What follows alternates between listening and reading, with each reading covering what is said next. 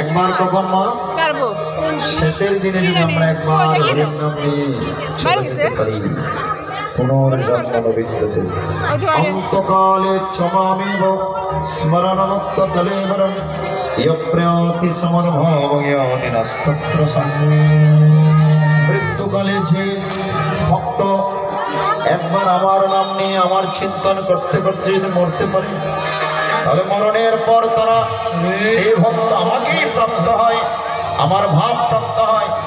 আর যারা আমার ভাব প্রাপ্ত হয় তাদেরকে কইতে হয় আব্রহ্ম ভুবনাল্লোক পুনরাবর্তিন হরিজন মম পেত্যতু করতে পুনর্জন্ম, তাদের আর পুনর্জন্ম হয়। এই জন্য এখন থেকে নাম নেওয়া প্র্যাকটিস করুন, অভ্যাস করুন মা, যেন শেষের দিনে ভগবানের নাম নিয়ে মরতে পারে, যেন শেষের দিনে ভগবানের চিন্তন করতে করতে দেহত্যাগ করতে পারে। ঈশ্বর চিনবেন চরণে আর মানুষ চিনবেন মরণে। মরণটা কত সুন্দর সেটার উপর নির্ভর করে আপনি মানুষ হবেন নাকি পশু পাখি হবেন। যাই হোক, আরেকটি অধ্যায় পাঠ করি, আমরা গীতার মাহাত্ম্যে যাব, নাম কীর্তনে যাব, অঙ্গের ধুলি মাখব। আমরা নির্ধারিত সময়ে আজকের অনুষ্ঠানের পরিসমাপ্তি ঘটাবো। হরিবল হরিবল হরিবল। চলুন ভক্তিযুক্ত হৃদয়ে আরেকটি অধ্যায় আমরা আস্বাদন। রাম ঠাকুরের জয়, রাম ঠাকুরের জয়।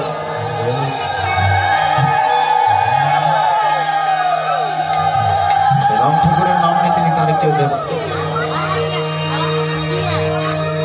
মানব জীবন করতে গঠন তারে চিনতে হয়। মানব জীবনকে প্রকৃত গঠন করতে হলে ঠাকুরকে চিনতে হয়।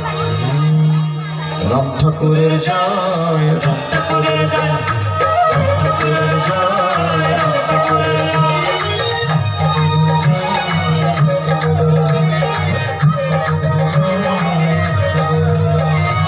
মানব জীবন করতে গঠন তার চিনতে হয়। মানব জীবন রাম ঠাকুরের জয়, রাম ঠাকুরের জয়, রাম ঠাকুরের জয়, রাম ঠাকুরের জয়।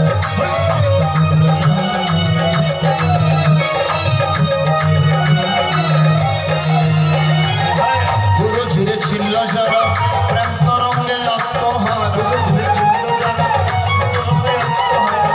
গুরু ঝিরে ছিল যারা প্রেম তরঙ্গে আত্মহার, নাচিনিয়া অধমরি পর মিছে মায়ের, না বুঝিয়া অধমরি পর মিছে মায়ের। রাম ঠাকুরের জয়, রাম ঠাকুরের জয়, রাম ঠাকুরের জয়, রাম ঠাকুরের জয়।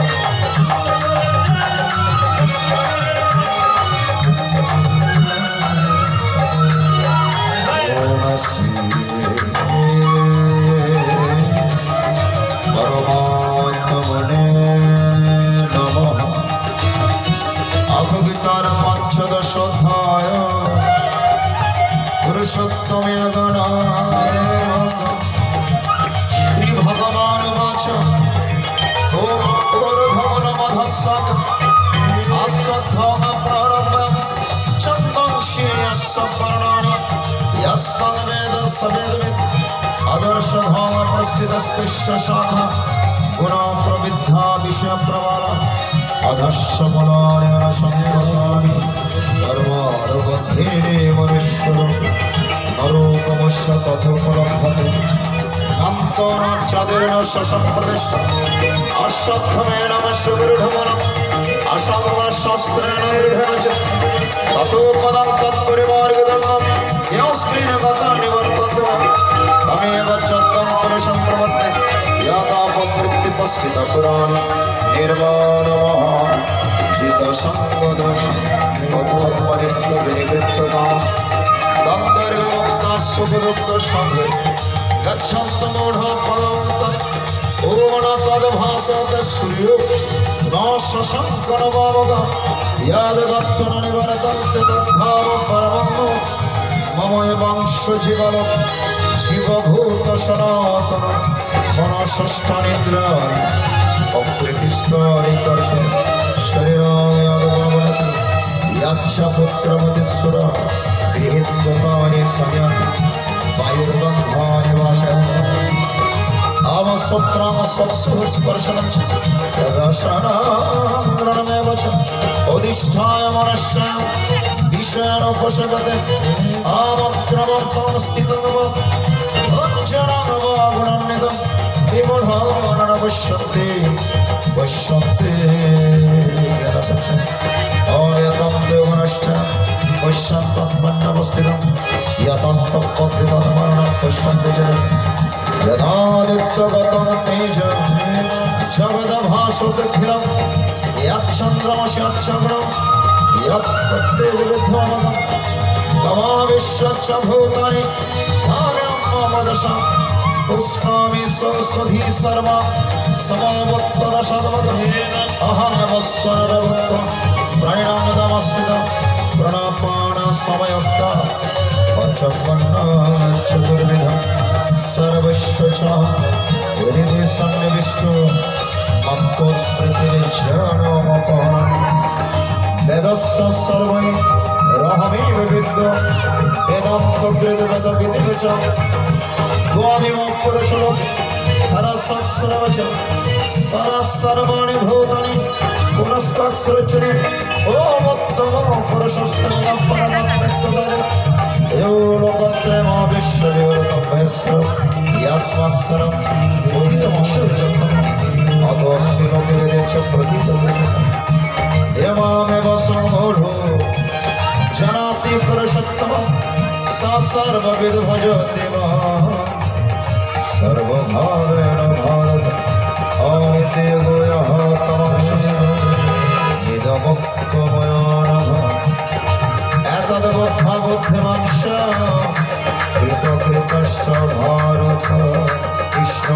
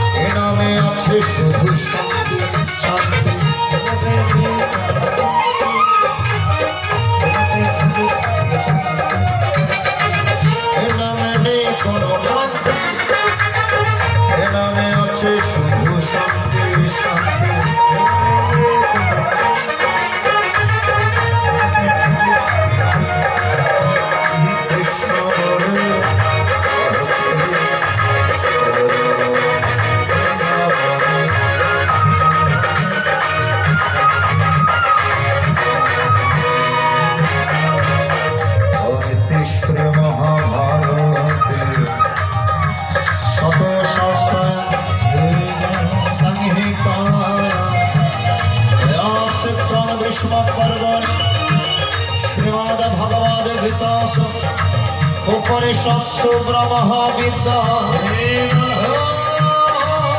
शास्त्रे श्रीकृष्ण रचना संवाद पुरुषोत्तम पंचदश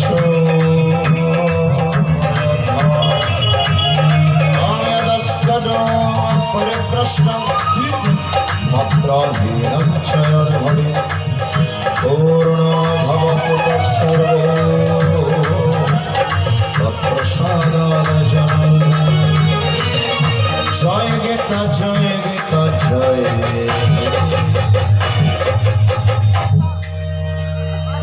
যদি তরিতে বাসনা থাকে ধরে মন সাধু সঙ্গ ভজনে আনন্দের গৌরঙ্গ ধরে মোহ সাধু সঙ্গ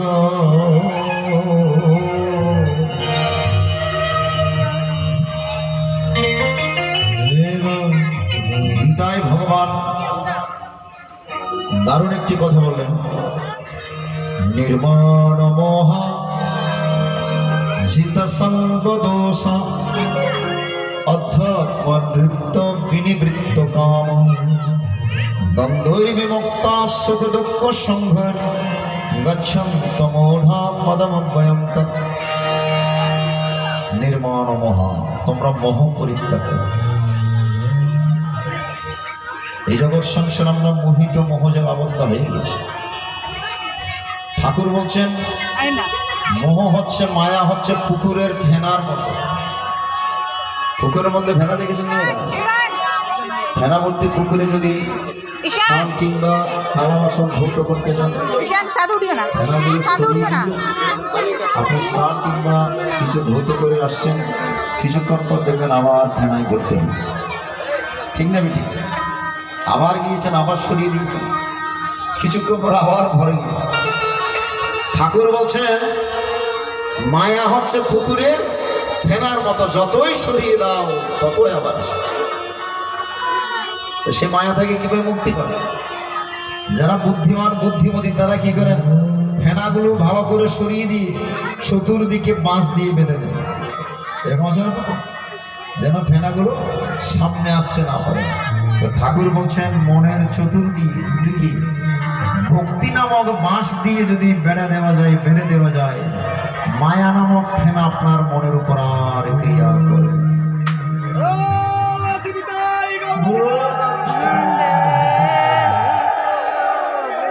মায়ার ফেনা আপনার মনের মধ্যে আর ক্রিয়া করবে। এজন্য মনের চতুর্দিকে ভক্তি নামক বাঁশ দিয়ে বেঁধে দিতে হবে। নির্মাণ মোহা। 2 নম্বর কি, জিত সঙ্গ দোষা, সঙ্গ দোষ পরিত্যাগ করতে হবে।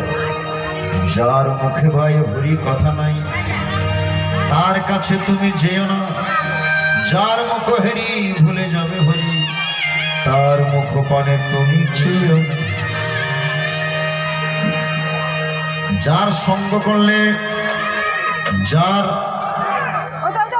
মুখ দর্শন করলে আপনার ভেতর থেকে গুরু ভক্তি চলে যায়, কৃষ্ণ ভক্তি চলে যায়।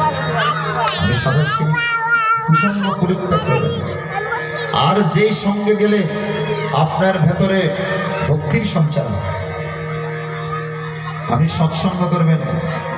সৎসঙ্গে সর্বনাশ, অসৎসঙ্গে সর্বনাশ। জিত সঙ্গ সাধুগুরু বৈষ্ণবের সঙ্গ করবেন, সাধুর অঙ্গ পরশিলে সরস হয়ে যায়। শ্রী রাম ঠাকুরের সংস্পর্শে এসে অনেক চোর ব্যক্তি, খারাপ ব্যক্তি সাধুতে রূপান্তরিত হয়।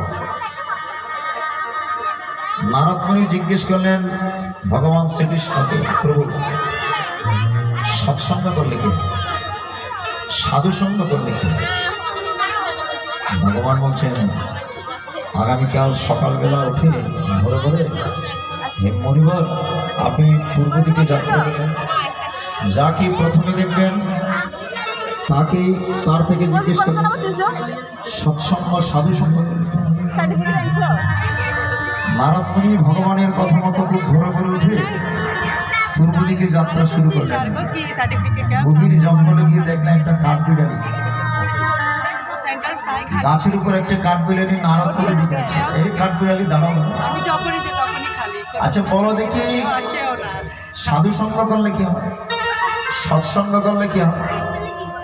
ভগবান বলছেন যাকে প্রথমে পাবে, এটা মানুষ হোক পশু পাখি হোক, যাকে দেখবে তাকে জিজ্ঞেস করবে।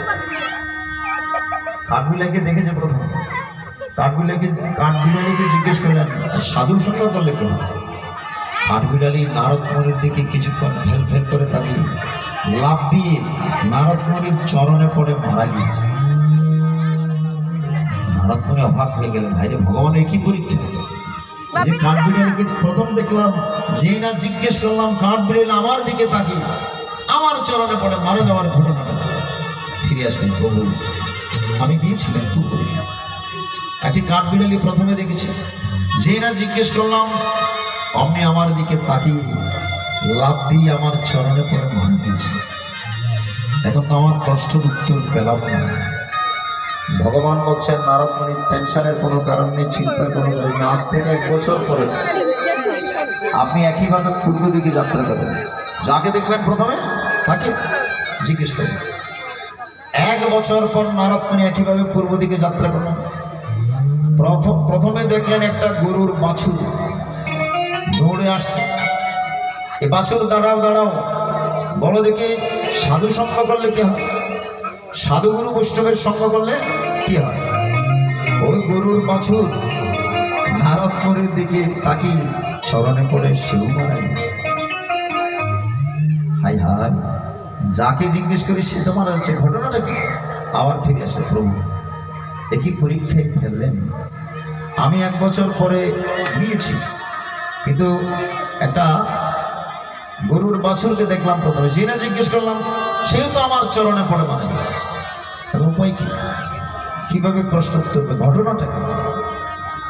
ভগবান বলছেন নারদ মুনি, মুনিবর চিন্তা করবেন না, আরো 1টি বছর অপেক্ষা করবেন।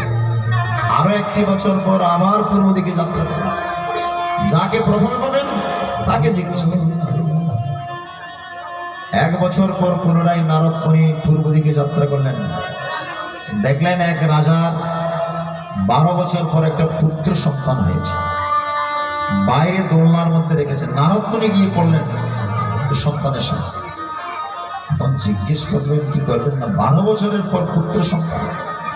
কাঠবিড়ালি মারা গিয়েছে, সারা গিয়েছে। গরুর বাছুর মারা গিয়েছে, সারা গিয়েছে। রাজপুত্র যদি কোনো কারণে অন্যরকম হয়, আমার পিঠের চাপ তুলবে। এখন জিজ্ঞেস করবো কি করবো? কপালে যা আছে তা ভগবানের আদেশ মান্য করতে হবে। বাচ্চাকে জিজ্ঞেস, এ বাচ্চা বলো দেখি সাধুগুরু বৈষ্ণবের সঙ্গ করলে কি হয়? ভগবান ওই বাচ্চার ভেতর প্রকটিত হয়েছে। সব তো ভগবানের খেলা, ভগবানের লীলা। ওই বাচ্চা কথা বলতে শুরু করেছে। মুনিবর আপনি জানেন না সাধু সঙ্গ করলে কি? আপনি জেনে শুনে আমাকে প্রশ্ন করছেন? বলে 3 বছর ধরে একটি প্রশ্নের উত্তরের জন্য আমি অপেক্ষা করছি, আর তুমি বলছো আমি জানি। বলো সাধু সঙ্গ করলে কি হয়? ওই বাচ্চা উত্তর দিচ্ছেন, মুনিবর আমি প্রথমে কাঠবিড়ালি ছিলাম। প্রথমে কাঠবিড়ালি ছিলাম। আপনার মতো সাধু দর্শন পেয়ে, আপনার মতো সাধু দর্শনে আমার কাঠবিড়ালি জীবন পরিত্যাগ করে পরবর্তী জন্মে আমি আরো একটু উন্নততর অবস্থা জীবন পেয়েছি। আমার জীবন আরেকটু উন্নতি হয়েছে। কেন? আপনার মতো সাধু দর্শন পেয়েছি। আপনার মতো সাধু দর্শনে আমার আত্মার উন্নতি হয়েছে। পরবর্তী জন্মে আমি গরুর বাছুর হয়ে জন্মেছিলাম। পুনরায় আমার ভাগ্যে, আমার স্বীকৃতির জোরে পুনরায় আপনাকে দর্শন করলাম। যে না দর্শন করেছি আমি, আবার আপনাকে দর্শন করে আমার মৃত্যু হয়েছে। আরো আমার উন্নতি জীবন, উন্নততর জীবন পেয়েছি। আমি শ্রেষ্ঠ জীবন পেয়েছি, এই জন্মে মানব জীবন পেয়েছি।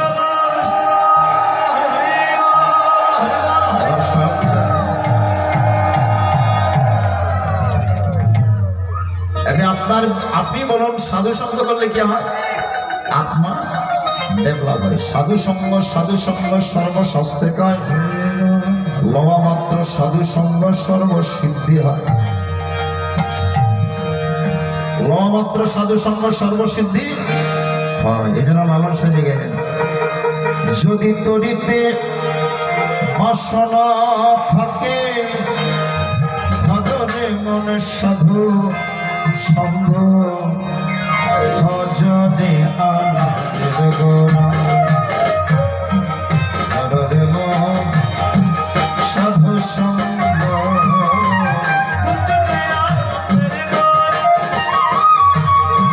হরে মন সাধু সঙ্গ যদি তরিতে বাসনা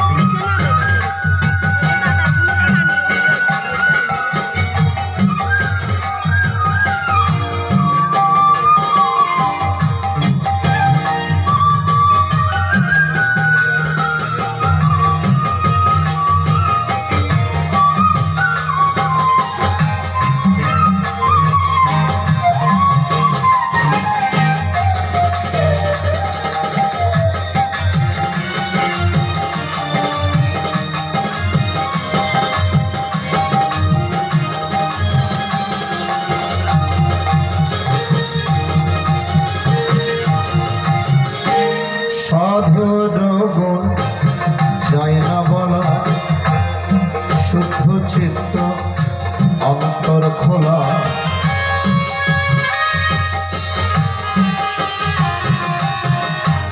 সাধুর গুণ যায় না বলা, শুদ্ধ চিত্ত অন্তর খোলা। সাধুর দর্শনে যায় মনের ময়না।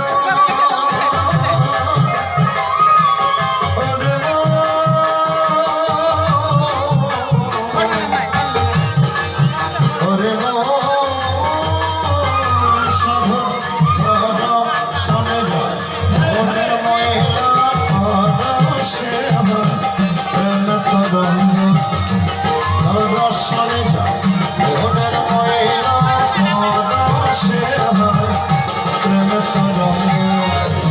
ভজরে আনন্দের গৌরঙ্গ, ভজরে সাধু সঙ্গ, ভজরে আনন্দের গৌরঙ্গ।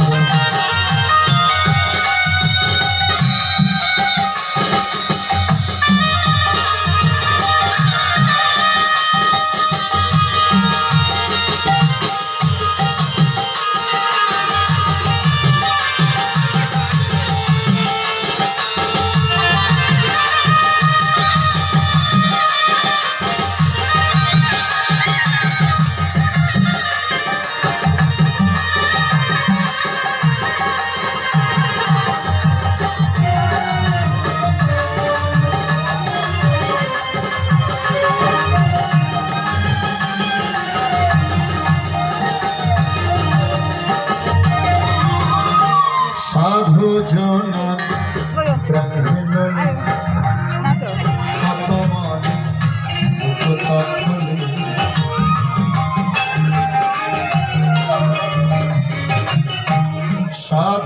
জন